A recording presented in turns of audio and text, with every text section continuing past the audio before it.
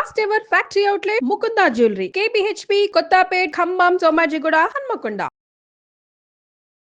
నమస్తే రమగారు. నమస్తే చే రమగారు, మనము కాళిదాసు గురించి చాలా కథలు చెప్పుకున్నాం. అయితే ఈయన కవిగా ఎలా మారారు, దీనికి సంబంధించి కూడా ఒక కథ ఉందని నేను విన్నాను. అది చెప్తారా?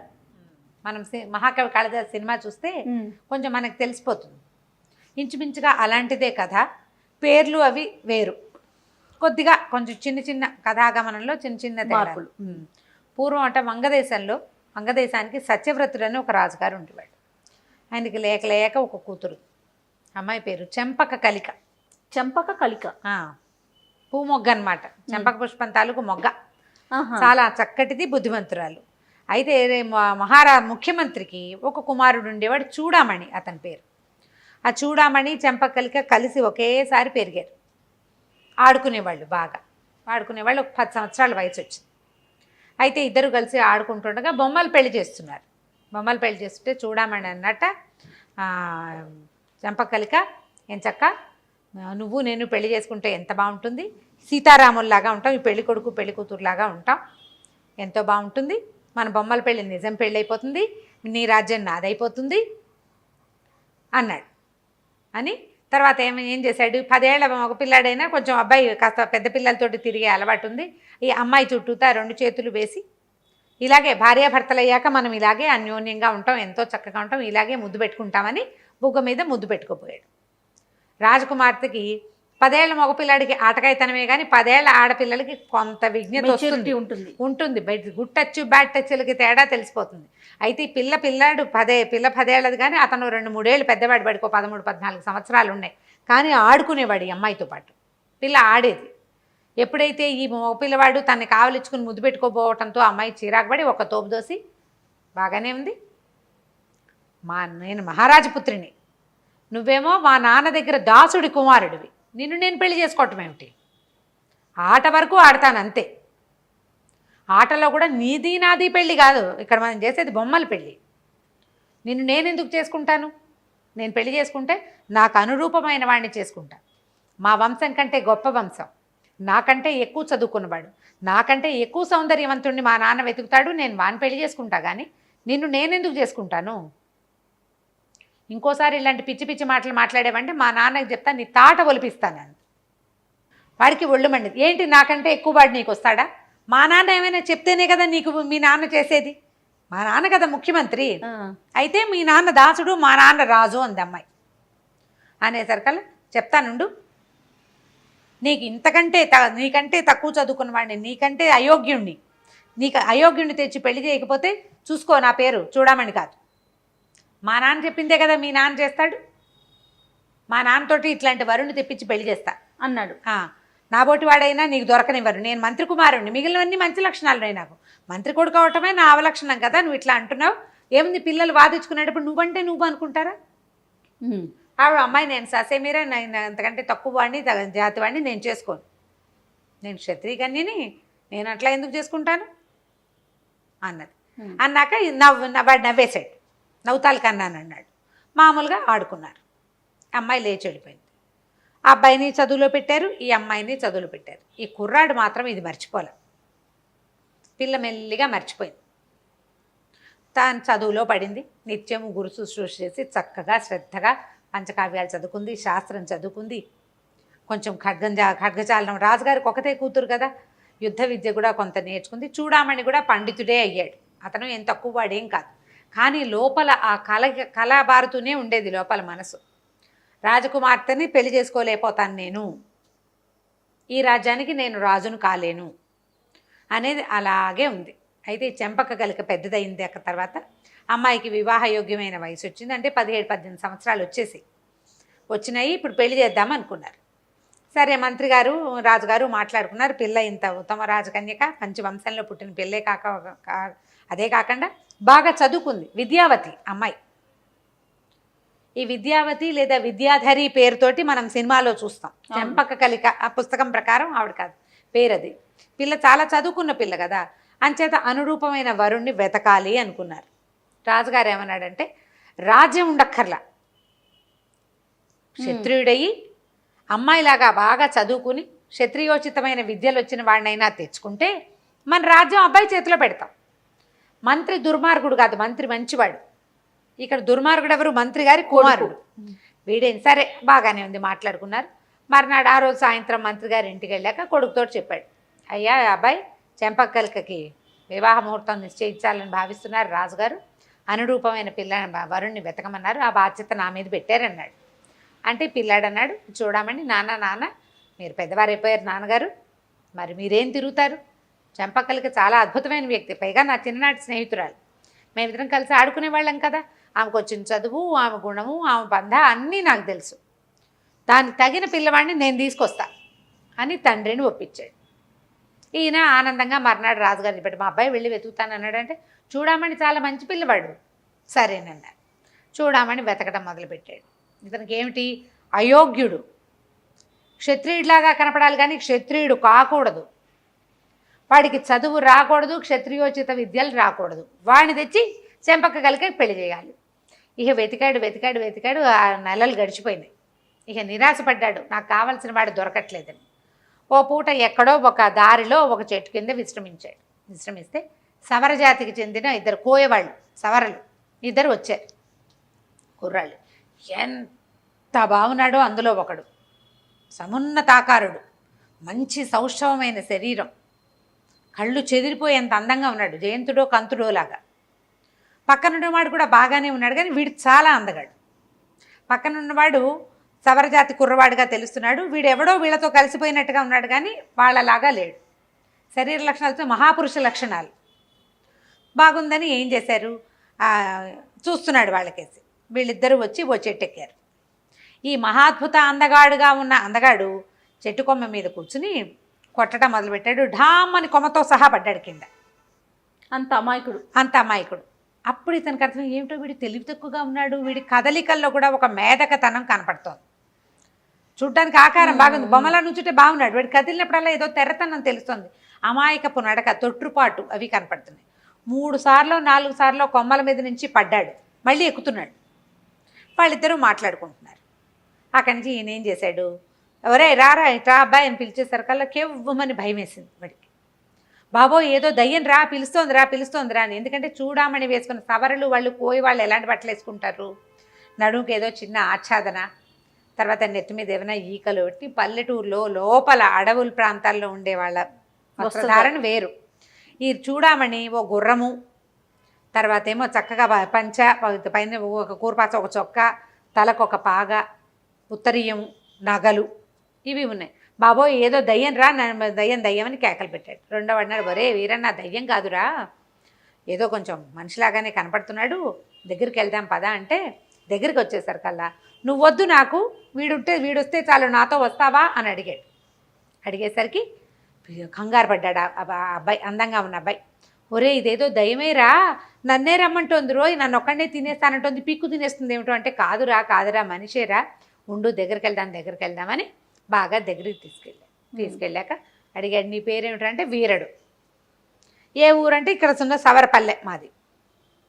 ఏం పనొచ్చు? ఓ అంటే ఢమ్ రాదు, ఏమీ రాదు, భయస్థుడు, తెర్ర మాటలు, వెర్రి మాటలు, అమాయకత్వం, కూర్చున్న కొమ్మని నరుక్కునేంత తింగర్తనం, మనిషి చూస్తే పిచ్చి తెలుపు, మహా ఎత్తు, పెద్ద సమున్నతమైన పాలభాగం, ఎత్తైన గండస్థలం, అసలు చెప్పడానికి లేదు, మహాపురుష లక్షణాలు కనపడుతున్నాయి ఆకారంలో. బుద్ధి కించిన్నపై నాస్తి, ఏంచిది కూడా లేదు వాడికి, ఇంత కూడా లేదు, ఇసుమంత కూడా. సరే ఈయన ఏమనుకుంటే మనకు వీడే కావాలి, వీడికి కొంచెం ట్రైనింగ్ ఇచ్చి రాజకుమార్తె చెంపక్క కలికి ఇచ్చి పెళ్లి చేయాలి, దాని రోగం కుదర్చాలి ఎట్లాగైనా. అక్కడి నుంచి వాడిని బతిమలాడి అవి ఇస్తాను తినుబండారాలు ఉన్నాయి అతని దగ్గర, చూడమని దగ్గర, అవి పెట్టి చక్కగా తను వేసుకునే లాంటి వస్త్రాలు వాడికి తొడిగి వాడిని ఒప్పించాడు. పక్కనున్న వాడికి కూడా కొంచెం ధనం ఇచ్చాడు. తనకేం లభించట్లేదని బాధగా ఉంటుంది కదా, వీడిని నాతో తీసుకెళ్తానని చెప్పి కొద్ది రోజులు తనతో పాటు ప్రయాణం చేయించి, ఇది మాట్లాడాలి, ఇది మాట్లాడకూడదు, ఇలా ఉండాలని నేర్పించి ఎట్లాగో తీసుకెళ్ళాడు. మాట్లాడనివ్వకుండా ఉంచాడు. ఎక్కడ రాజుగారి దగ్గరికి ప్రవేశపెట్టాడు. ఈ ఆకారం చూసేసరికి ఎంత ఇంప్రెసివ్గా ఉంది. ఏదో ఒకటి తెలివి తక్కువ మాట్లాడినా దాన్ని ఈయన కవర్ చేసేసాడు. వాడికి చదువు సంధ్య ఏమీ లేవు, గాడిదలు కాసేవాడు. నా గాడిదలో అంటే గాడిదల్ని రెండో వాడు చూసుకుంటాడు. రెండో వాడు ఇంకొకడు సుబ్బడో సీమడో వాడు చూసుకునేటట్టుగా గాడిదలే కాపలా మాత్రమే వచ్చు అతనికి. గాడిదలు ఏమొచ్చు నీకంటే గాడిదలు కాపలా కాస్తాడు, గాడిదల్ని తోలుకెళ్తాడు. ఈ గాడి కట్టేయటానికి సరే తీసుకొచ్చారు. చూస్తే బాగున్నాడు, పెద్దగా మాట్లాడటల్లా. ఏదైనా మాట్లాడిచ్చినా ఏదో అంటాడు, ఈ లోపల ఇతని ఇంటర్ప్రిటేషన్ వీడే చేస్తాడు పక్కనున్నవాడు చూడమని. సరే ఆలోచించారు, చూడడానికి బాగున్నాడు అనుకున్నారు. రాజవంశానికి తగినటువంటి ఆకారం కనపడుతోంది. మహాపండితుడు, దానికి చూడమని సాక్ష్యం. వాడికి యుద్ధ విద్యలు వచ్చు, అవ్వచ్చు ఇవ్వచ్చు. వాడు ఒక కర్ర చేతికి ఇస్తే గొడ్డల చేతికి ఇచ్చి చెట్టుకోమని నరకరా అంటే కూర్చుని నరుక్కుంటాడు. వాడికి ఇచ్చి పెళ్లి చేసేసారు. పెళ్ళి అయిపోయింది, వివాహం అయిపోయింది. వివాహం అయిపోయాక ఇద్దరు వ్యక్తులే కదా, పెద్దవాళ్లేగా. ఆవిడ 18 ఏళ్ళది, ఇతనుకో 23, 22 సంవత్సరాలు వయసు ఉంది, 19, 20 సంవత్సరాలు. ఇది కనపడుతున్నాడు కదా మగ పిల్లవాడు దృఢంగా. సరే ఏం చేశారు, ఏకాంతం కల్పించడం కోసం రాజాంతఃపురంలో ఈయన ప్రవేశపెట్టారు. ఆ అమ్మాయిని పంపిద్దాం అనుకున్నారు. అయితే అంతఃపురంలో ఉన్న దాసీలు పెళ్లి కొడుకు తాలూకు వెర్రి వాలకాన్ని కనిపెట్టారు. ఏదో తేడాగా ఉన్నాడని వాళ్ళలో వాళ్ళు గుసగుసలు పోతున్నారు. ఇతని చేష్టలు అవి బాగుండలేదు. అతను ఏనాడు అంతంత అంతఃపురాలు చూసిన వాడు కాదు. వెరితనం కనిపిస్తోంది. ఆడ తిండి తినేశాడు, పాలు తాగేశాడు, పక్కేదో బాగా కనపడుతోంది కదా అని పడుకున్నాడు. నీకు పల్లెటూళ్ళల్లో పడుకునే ఆ గూడెల్లో పడుకునే విధానం వేరు, అంతఃపురాల్లో మెసలిన వాడి తీరు వేరుగా ఉంటుంది. పెద్ద ఇంటి తీరు వేరు, చిన్న ఇంటి తీరు వేరు కదా. సరే ఈవిడ్ని ప్రవేశపెట్టారు లోపలికి. చూస్తే ఇతను నిద్రపోతున్నాడు. మొదట కొంచెం సిగ్గుపడి అతనే వస్తాడులే దగ్గరికి అని చూసింది. వచ్చేలాగా లేడు, ఏంటో విచిత్రంగా పడుకున్నాడు. డొక్కల్లో కాళ్ళు దూర్చుకుని ముడుచుకుని పడుకుని ఉన్నాడు. అంత ఆకారం ఉన్న మనిషి డొక్కలో కాళ్ళు దూర్చు పడుకుంటే ఏమిటో వెటకారంగా ఉండదు. వీడికి అర్థం కాల. సరే ఏం చేసింది, పన్నీరు జల్లింది మీద, లేవలేదు, కదలడు. ఏమిటో ఒక మధ్యలో ఈ అమ్మాయి ఏదైనా విసన్ కరబెట్టి విసిరి తట్టి లేపబోయి ట్రై చేస్తే అతను మాట్లాడుతున్న మాటలో ఒక అసందర్భ ప్రలాపంలాగా ఉంది. ఏమయ్యా ఇచ్చి ఇచ్చి అంటాం, అచ్చి అంటే తోలుతున్న ఫీలింగ్ అనమాట అది. మొహం మీదకి ఏ గాడిద తోకో తగిలితే హే చి అంట, అలాంటి ఫీలింగ్స్. ఏమిటి ఇతను ఇట్లా ఉన్నాడు అనేది అర్థం కాల. ఏం చేసింది, సరే ఒకవేళ కావాలని చేస్తున్నాడని అక్కడ ఉన్న తమలపాకు చిలకలు అవి ఇవి పెట్టారు కదా, ఒక చిలకని ఇలా నలిపి నోట్లో పెట్టింది. పెట్టేసరికల్లా ఏ తూతూ అని ఉమ్మేస్తూ, వరే ఈ గాడిద పెంటికలు వేస్తోందిరా, దీని తోలే అన్నాడు. గాడిద పెంటికలు పదం ఎవరికి తెలుస్తుంది, గాడిదలు. ఈవిడ ఉలిక్కి పడింది. అసలు అర్థం కాల ఆమెకి. ఏమైనా చూసరికల్లా బెదిరిపోయాడు. దయ్యం అన్నాడు. ఒక నిమిషం ఆగి సర్దుకున్నాడు, ఇది పెళ్లి కూతురు అని తెలిసి. అమ్మ ఏం చేస్తుంది, వీడికి ఏమీ రాదు, మాట్లాడడం మొదలు పెట్టేసరికల్లా వీడికి సంస్కృతం రాదని, నువ్వేం చదువుకున్నావంటే ఏం చదువుకోలేదు, ఏం చేస్తావంటే గాడిదలు కాస్తా చెప్పేశాడు. నువ్వు ఎక్కడి నుంచి వచ్చావంటే అడవిలో వాడికి కనపడ్డా వాడు నన్ను తీసుకొచ్చాడు. చూడామని చిన్నప్పుడు అన్న మాటలు మర్చిపోయింది. అమ్మాయి గుర్తు కూడా లేదు, వాడంత పని చేస్తాడని అనుకోలే. చివరికి అదే పని చేశాడు. అయ్యో నా దౌర్భాగ్యం, నాకు ఇట్లా వచ్చిందే, నేను ఇప్పుడు ఏం చేయను.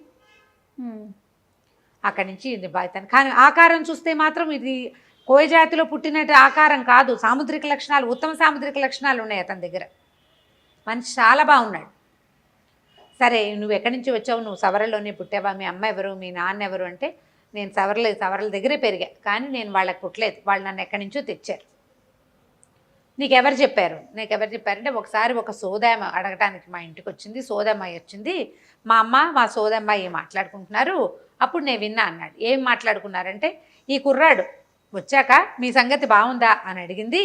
మా సంగతి బాగుంది, మా గుంపులో ఎప్పుడు ఏమీ నష్టాలు జరగలేదు, గాడిదలన్నీ పిల్లలు పెట్టాయి, బోళ్ళని గాడిదలైనాయి అని చెప్పింది మా అమ్మ. మాలాగానే ఒక బాపన కుర్రాడు, ఇంకొక మా గుంపులాగానే ఇంకో గుంపులో కూడా బాపన కుర్రాడు దొరికాక వాళ్ళ జీవితాలు బాగున్నాయని చెప్పింది అని చెప్పాడు. అంటే ఇతను ఒక బ్రాహ్మణ యువకుడు అవ్వడానికి అవకాశం ఉంది. ఎక్కడో పిల్లవాడు దొరికాడు వాళ్ళకి, వాళ్ళు తెచ్చి సవర్గూడెంలో పెంచారు. వాళ్ళతో పాటు పెరిగినప్పుడు అమాయకుడో మేధకుడో ఆ పడిపోయిన సమయంలో ఎక్కడో తల్లిదండ్రుల నుంచి తప్పిపోయాడు. తలకి తగిలిన దెబ్బలో జ్ఞానం లేదు. ఈ అమ్మాయి ఏమనుకుంది అయితే ఏడ్చింది. ఏడ్చేసరికల్లా నువ్వు ఎందుకు ఏడుస్తున్నావు అన్నాడు. ఏం చేయను, నేను చాలా చదువుకున్నాను, నీకు ఒక్క ముక్క విద్య లేదు, నీతోటి నేనేం చేయను, ఈ రాజ్యం అంతా నీ చేతిలో పెట్టాడు నా తండ్రి అని ఏడ్చింది. విద్య లేదా, నాకెందుకు విద్య లేదు అన్నాడు. నువ్వు కింద జన్మలో ఎవ్వరికీ పెట్టుండవు విద్యని, నీకు విద్వాంసుడు అయ్యి నువ్వు ఎవరికి చదువు చెప్పుండవు, అందుకే నీకు ఈ జన్మలో అవిద్య వచ్చేసింది, అజ్ఞానంతో ఉన్నావు నువ్వు.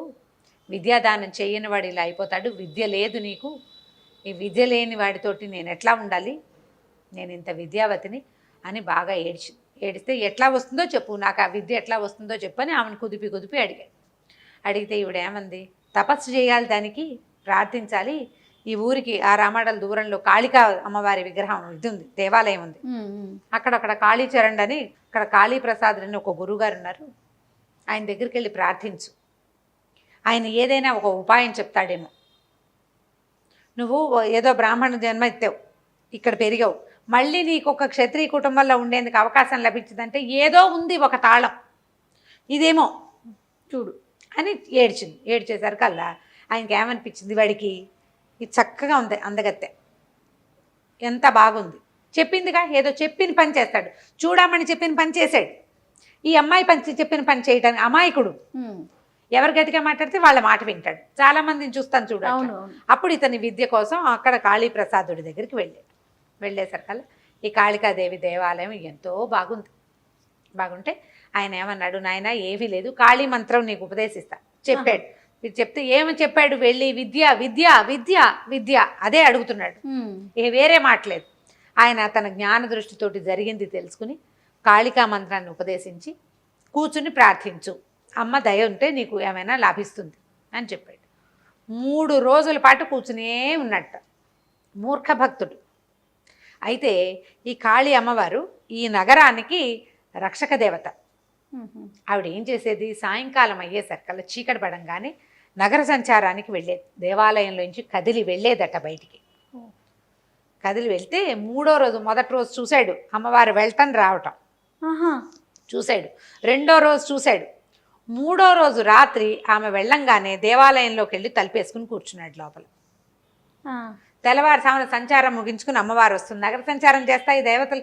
మనం ఇట్లా కొన్ని చోట్ల చూస్తాం, మనం వరంగల్ భద్రకాళి అమ్మవారు నగర సంచారానికి వెళ్తారంట, కామాక్షి అమ్మవారు వెళ్ళేదని వింటాం, మధుర మీనాక్షి వెళ్తుందని అలాంటి కథలు వింటుంటాం కదా. ఈవిడ కూడా అట్లా సంచారానికి వెళ్తుంది.